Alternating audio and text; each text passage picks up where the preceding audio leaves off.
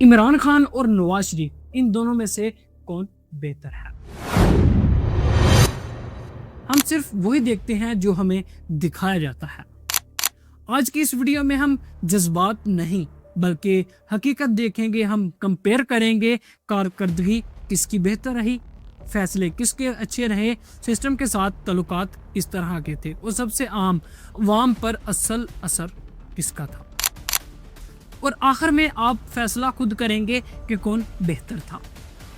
سب سے پہلے ایک اہم بات، کسی بھی لیڈر کو کمپیئر کرنا آسان نہیں ہوتا، کیونکہ ہر دور مختلف ہوتا ہے، ہر سچویشن مختلف ہوتی ہے۔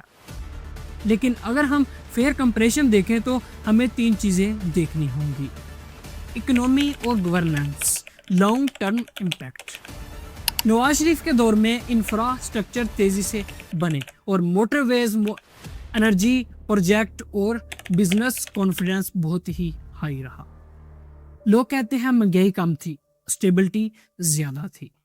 عمران خان کے دور میں کرپشن کے خلاف نیریٹو اسٹرانگ رہا، احساس پروگرام، صحت کارڈ، فورن پالیسی اور انڈیپینڈنٹ سٹینس رہا۔ لیکن مہنگائی بڑھ گئی۔